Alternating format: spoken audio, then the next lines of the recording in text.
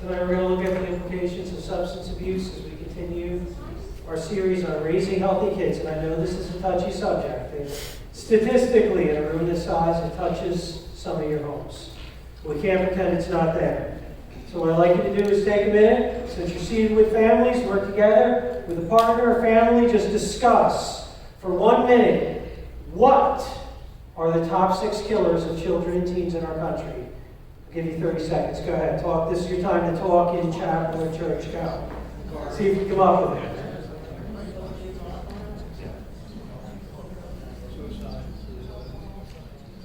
20 seconds. If you can identify them, try and put them in order. 10 seconds.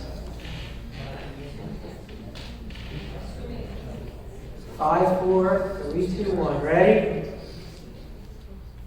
Just to give you an idea, according to the CDC, here are the top 6 killers of children and teens in our nation. At number 6, we have heart disease, 3%. At number 5, cancer, kills 5%. Number 4, drug and alcohol overdoses, 15%. Look at that jump.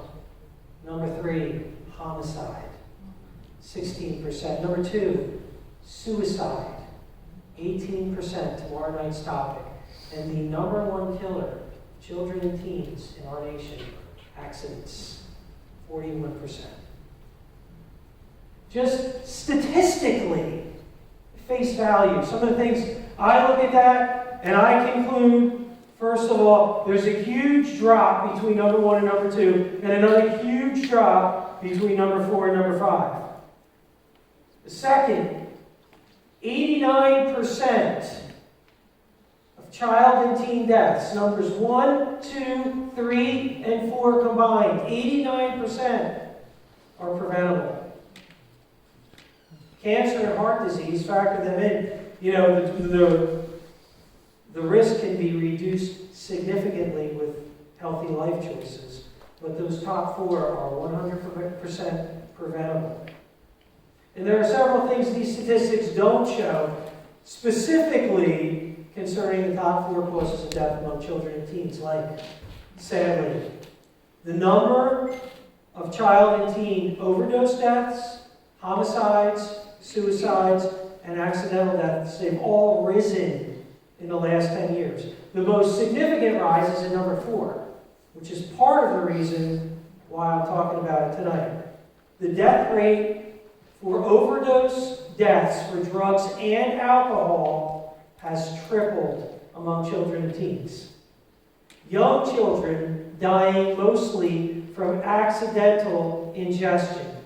Teens dying from unintentional overdoses, and alcohol overdoses are just as dangerous to teens as drugs. I'll explain why in a moment.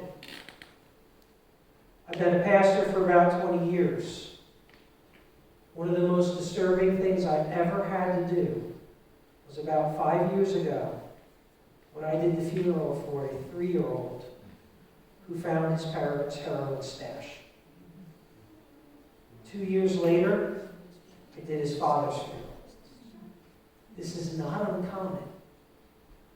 Drugs and alcohol play a major role in the top 3 deaths: accident, suicide, and homicide, along with the straight-up overdoses. I mean, concerning accidents, most accidental deaths of children and teens are vehicle-related, and most of those involve drug or alcohol abuse, which has led the CDC to make the following statement.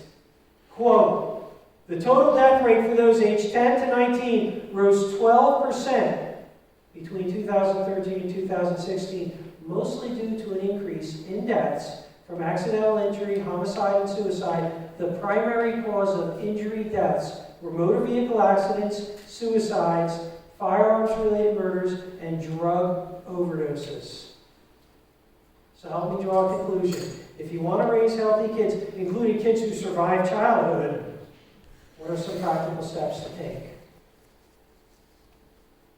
One is prevent or address substance abuse. Like I said when we address sex, if you don't talk to your kids about sex, someone else will. If you don't address drugs and alcohol and cigarettes and substance with your kids, Someone else will. I'm going to say this again tomorrow night.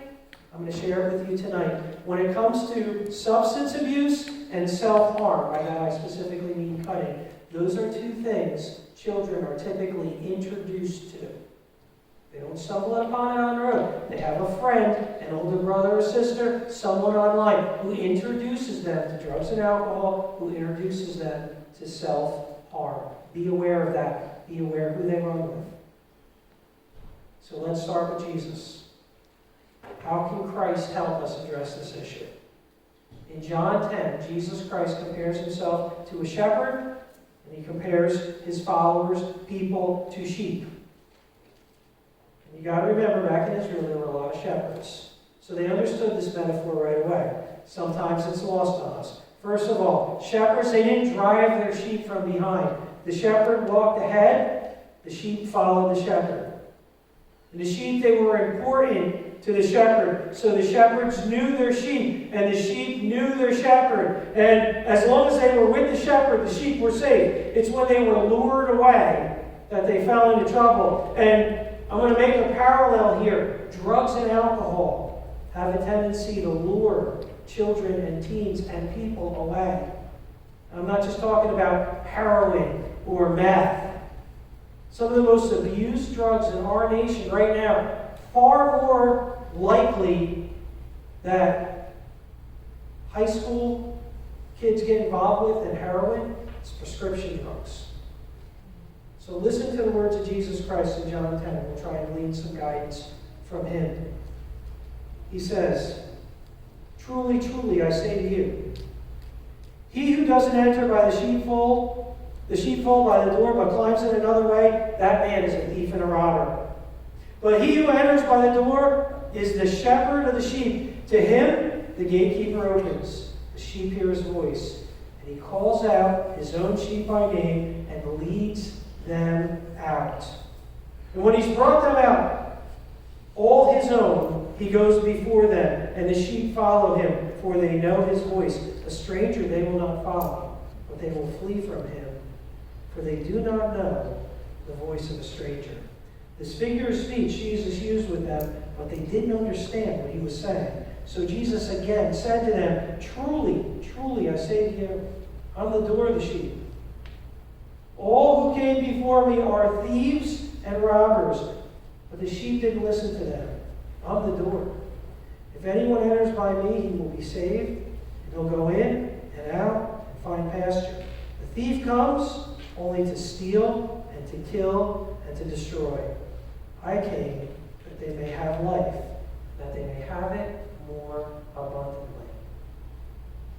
Let me read that last line again. Jesus said, The thief comes only to steal and kill and destroy. I came that they may have life and have it abundantly. Here Jesus likens us to sheep. If you follow him, you'll be saved. That's the promise of eternal life and abundant life, a better life. That word abundant, it literally means remarkable, extraordinary. So much better than you ever thought it could possibly be by following Jesus. But there are others out there who are going to try and mislead you and your children away from that remarkable life in Christ and destroy them. Now, before we go any further, there's a thing or two you need to know about sheep. First thing I want you to remember about sheep is that sheep are stupid. Okay, repeat after me. Sheep are stupid. Oh, you gotta say it like you mean it. Listen, it's not their fault. They just don't know how to care for themselves. If somebody doesn't take care of them, they will die. Case in point, July 8, 2005, way over in Turkey, a flock of sheep was wandering around near a cliff. Shepherds were on a lunch break. One emotionally disturbed sheep walked off the edge of the cliff and fell to his death. Do you know what happened next? Yeah, stunned Turkish shepherds watched as nearly 1,500 sheep followed the one, leaping off the cliff and plummeting to their death. In the end, 450 sheep lay on top of one another, dead, in a billowy white pile. Here's a picture, just so you believe me. Do you know why they did this?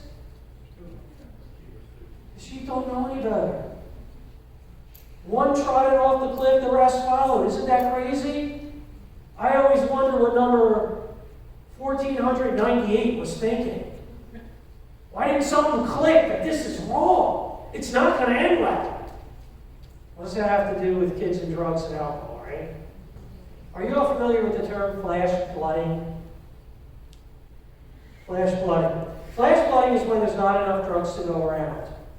So IV drug users now withdraw blood from someone who's high, normally unconscious, and they inject it into their own bloodstream. Flash flooding.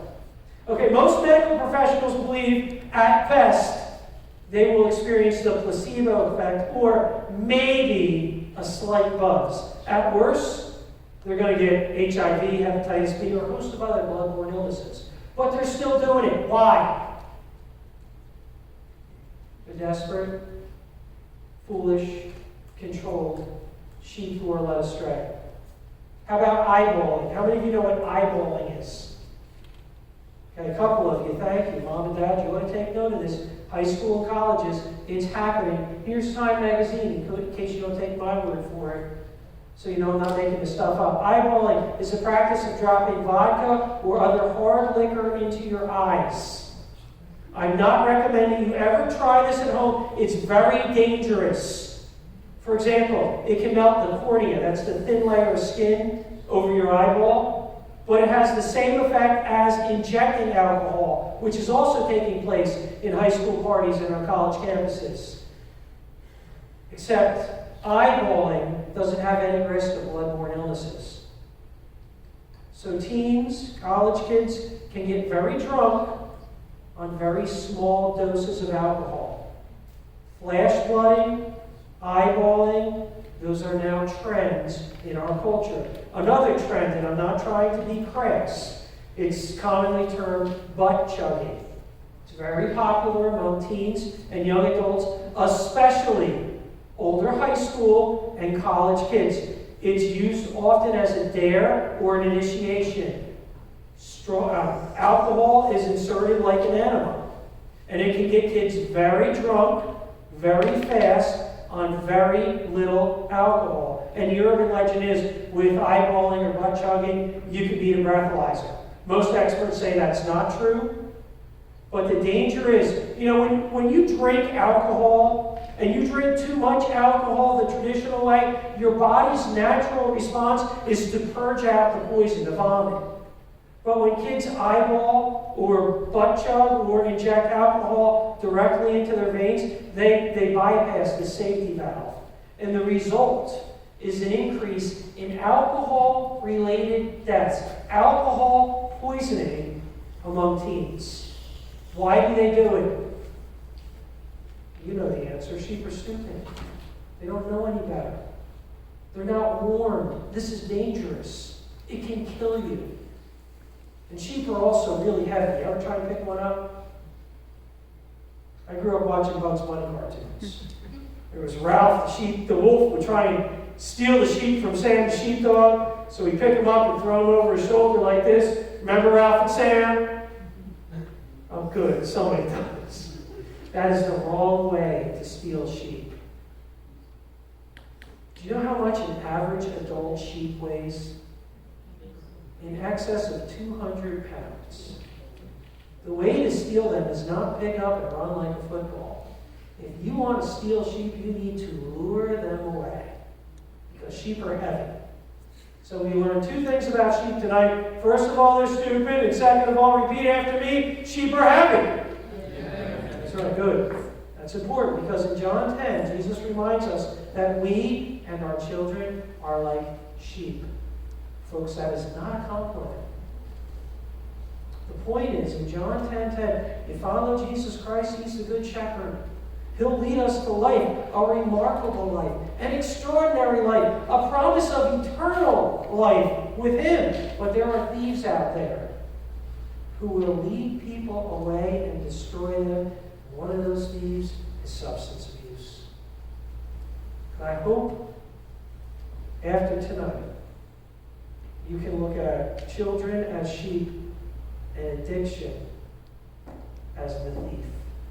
Because it steals childhood, it steals relationships, it steals opportunities, it steals innocence, it steals reputation, and ultimately, it steals life. Since no one wants to see their kid caught up in addiction, I'm going to cover a couple substance abuse issues tonight so you can be on guard. But first, what do we mean by addiction? I know this is a hot topic in some circles. I'm using it to describe an individual who's being controlled by a chemical substance. I do not take the view that people have no choice. I believe that you do. But I also recognize some are easier prey than others, and that there are 3 phases to addiction. And identifying in your child or in yourself can help prevent or treat a serious problem. First phase is called use. Okay, this is the initiation phase where the user controls the substance. Time in this phase will vary depending on the person and the substance. Typically, this is where someone first encounters the buzz. They make statements like, I'll try it. It looks like fun. It can't hurt me, right? Use leads to misuse. The user begins to surrender control. Not complete surrender, not all at once, but it's a transition to the 3rd phase. And again, the time in this phase depends on the substance and the person. The user begins to fixate on the substance. They overindulge. They take risks. They make statements like, I want it, it's fun, this is how I relax, and misuse, it leads to abuse. Abuse is where the substance controls the user. Now their life is determined by how they can get it and how they can use it. And when they can't get it, it causes them distress. Sometimes emotional distress like anxiety and fear, sometimes physical withdrawal. And buzzwords here are, I need it, I need a drink, I need a cigarette, I gotta have it, I can't live without it. Those are signs of abuse. With that in mind, we're going to talk about a variety of substances affecting our kids and how to prevent and treat. I'm going to start with vaping and smoking, because that's where most kids start. Do you all understand what a gateway drug is? This is a habit-forming drug. One that may or may not be addictive itself, but it leads to the use of other drugs. Here's what the University of Southern California, USC, has to say about vaping. A new USC study debunks the popular belief that e-cigarettes are merely a substitute for cigarettes. Instead, the study suggests that teens who never would have smoked cigarettes are now vaping. And even though vaping is considered an alternative for smoking, what we're finding is now the most common step is for those to go from vaping to cigarettes. And if you don't think children and teens are being targeted by e-cigarettes and by cigarette industry, let me read you this quote from Philip Morris concerning the legal age for smoking. Philip Morris in 1986 said raising the legal minimum age for cigarette purchase to 21 could gut our key young adult market, ages 17 to 20. I know talking about cigarettes is a tough one because chances are some of you may smoke. Just to be transparent, I am an ex-smoker. No judgments here. Quitting cigarettes was one of the most difficult things I ever did. But I assume most of us would prefer our children never smoke. Not to mention, does anyone know what the legal age for smoking is? It varies state to state. Federal law is 18. Some states like New Jersey raised the bar to 21, which is what caused Philip Morris and other tobacco companies to fire back with statements like this. Next question. Do any of you know what the cancer-causing chemical in cigarettes is?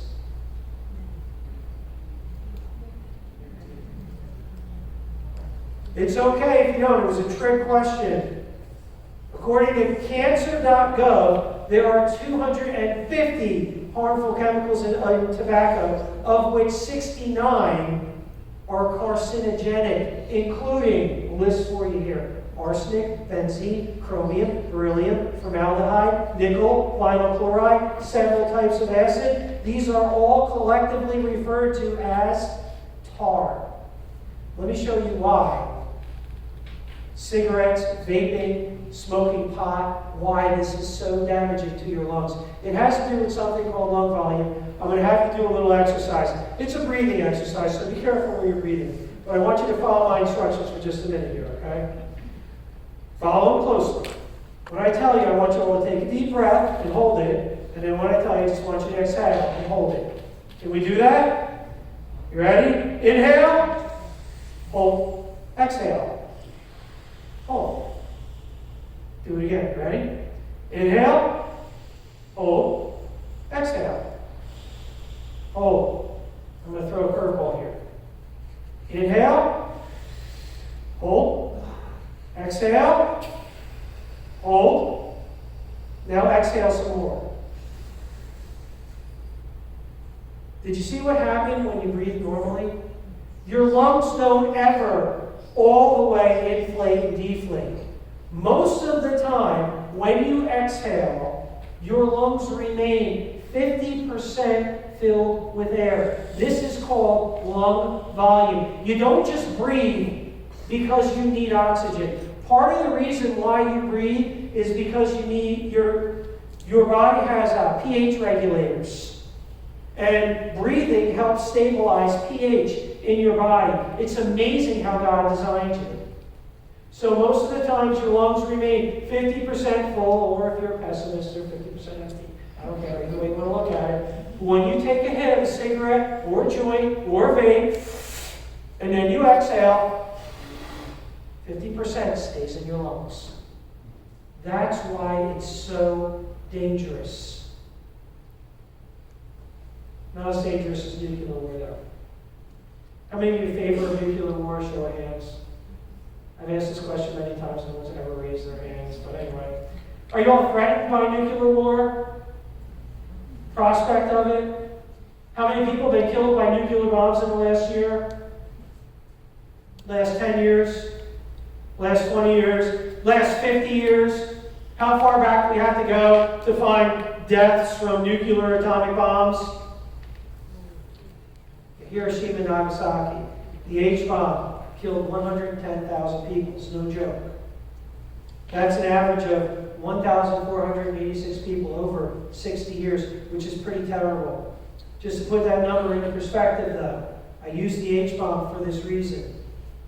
National Highway Traffic Safety Administration, NHTSA, reports every day in America 30 people die in drunk driving accidents. In 2017, the last year that we have statistical data available, even with all the education about drunk driving, there were still 10,874 deaths from drunk driving. And that number has dropped over the last 10 years. Historically, the number of DUI fatalities in our country dwarfs the number of people who were killed in nuclear bombs. Right now in the U.S., there are an estimated 14 million alcoholics. And youth who begin to drink before the age of 15 are twice as likely to be an alcoholic and 4 times as likely to abuse drugs. And ironically, nuclear bombs have never killed a single teenager. The number one killer of teenagers in America is accidents, many of which are alcohol-related. Here are some other facts from the CDC. Children aged 12 to 20, in the last 30 days, 30% drank some amount of alcohol, age 12 to 20. The legal drinking age in our country is what? Someone remind me? 21. 1 in 3 kids are drinking by the time they graduate. According to the CDC, 2/3 of all high school seniors have tried alcohol. Half have tried marijuana by the time they graduate high school. Talk to your kids about drugs and alcohol. Second, 14% of American teenagers admit they binge drink. Means they drink an excessive amount of alcohol, something they identify as excessive. 6% of American teenagers admit they drive after drinking alcohol, even with all the statistics we have today. 17% admit they ride with a driver who's been drinking alcohol. If you've ever been to the hospital bed of someone who's been in one of these accidents, you know this is real. According to the Center for Disease Control, the 3 most commonly abused substances by children and teens are alcohol, marijuana, and tobacco. What do those statistics tell you? Folks, we are in a substance abuse crisis in our culture. And the attitude of the church many times is, not my kid. It'll never happen to, well, in the words of the Apostle Paul, let him who thinks he stands take heed lest he should fall. Technically, alcohol falls into a class of drugs known as depressants, which is why it's so dangerous to mix alcohol with other depressants. The side effects of depressants include slurred speech, unsteadiness, confusion, altered mental process, fatigue, anxiety, depression, nausea, lack of coordination, reduced heart rate, reduced respirations. The effects of alcohol are systemic, meaning they affect the body and the mind, the whole person. So, abusing depressants like alcohol or pills, it alters your mental state. And one question I often get when talking with teens or college students is, where does the Bible ever say that depressants, alcohol is wrong? The principle from 1 Peter chapter 1, verse 13, Peter writes, prepare your minds for action and be sober-minded. Hey, listen, drunkenness, downers, confusion, this isn't something God wants kids to be. He wants you making good decisions. So when it comes to children and substance abuse, why are alcohol, cigarettes, vaping at the top? Some of the answers are, number one, they're legal. Somehow in our minds we think if it's legal then it must be moral. Second, they're tempting. These are the things their friends are doing. Third, they're controlling. Once you start, you go back for more. Fourth, they're pressured. Those who use these things are evangelistic. Fifth, they're readily available. These are the things that are legal in your homes. You know, I share a lot about my past. If you all could have, some of you were sharing with me this week that you've been coming here 30 years, 40 years. If you were here 30 years ago, straight across the bay, a little bit north is where I grew up. And for 3 or 4 years as a young man, I was under the control of drugs and alcohol. God redeemed me from a life of substance abuse. And I can stand here and testify. Where do you get alcohol as a teenager, a young adult, underage? You know where you get it? Your friends' parents. The cool ones that buy it for you and let you crash there for the night. There's nothing cool about that. So what do? How do we address this situation? Prevention and treatment. Number one, shepherd your children, mom and dad. Ephesians 6:4 reminds us, don't provoke them to wrath, but bring them up in nurture and admonition of the Lord. I had godly parents who loved me, prayed for me when I went through a very dark time in my life, never gave up on me, even though I was living a prodigal life. And thank God, they were able to reach out to me when I was at my lowest and start to reconcile. My story is one of those awkward ones because I didn't want anything to do with God or church. My parents sought the counsel of a wonderful pastor and said, what do we do with this young man? I mean, he's out of control. And the pastor said, make him go to church once a week. And I'm going to warn you right now, this was a very fundamental church. You know, there's different expressions of Christianity, and this was an extremely conservative expression of it. So their deal was, if I wanted to live back in the home, I got myself in all kinds of trouble. Trouble with the law, trouble with everything. He said, if you want this young man to live at your home, you will make him go to church once a week. And that did not go over very well with me. I agreed to go, but I was like, all right, Mom and Dad, God, you can make me go, but you can't make me listen. You can't make me like it. You can't tell me what to wear. That first day in this extremely conservative church, I showed up with cut-off jeans, no shoes, tie-dye, and my loudest earrings in, and I walked in there, and my attitude was like, I don't care who talks to me. I don't care if it's the pastor or some teacher, whatever they say, I am not going to listen. You know who walked up to me? The prettiest girl I ever saw in my life. I was like, well, I don't know, you know. somewhere up in heaven, God was like, check and mate, you know? A couple of years later, I convinced her to marry me. And this is why recovery ministry is so important to Michelle and I. I wasn't on campus most of the day. I was down in Pleasantville doing the funeral of a wonderful man. He and his wife were reached through the recovery ministry of our church.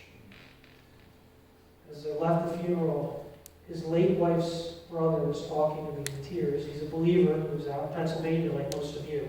And just telling me how thankful he was that at the end of his life, both husband and wife were redeemed out of this kind of thing. It can happen. Shepherd your children. Watch their friends. Bad company corrupts good morals all the time. Set an example as you lie down and rise up. What you do in moderation, your kids will do in excess. Do not glamorize substance abuse. You know, sometimes we like to laugh at the falling down drunk. It's not funny. Develop a Christian worldview with your kids. Okay, it's so important. They realize drugs don't just affect them physically. It affects them as a whole person, mentally, spiritually, emotionally, the whole package.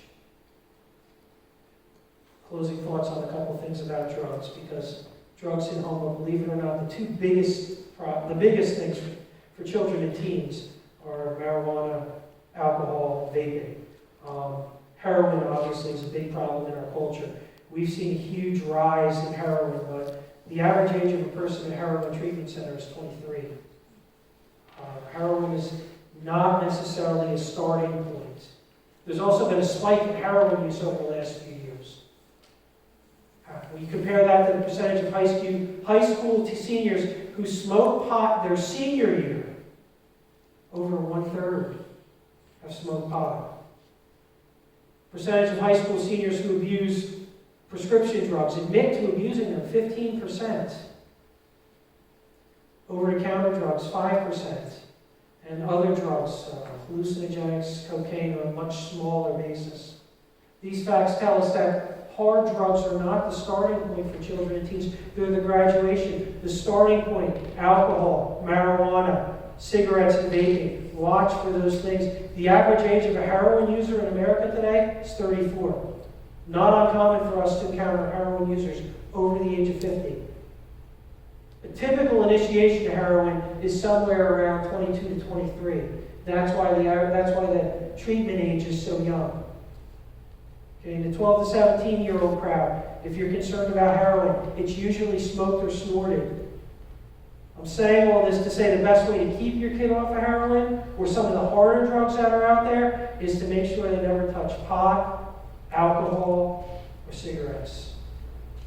Last thing I'm going to leave you with, if it's that bad, why do people use this stuff? If you have someone in your life who's an addict, who's allowing substance to control their life, I hope this chart will help explain the vicious cycle they're trapped in, and also maybe my story will give you some hope that Christ can break the cycle. All right? The yellow line is our baseline. That's how you feel. That's normal.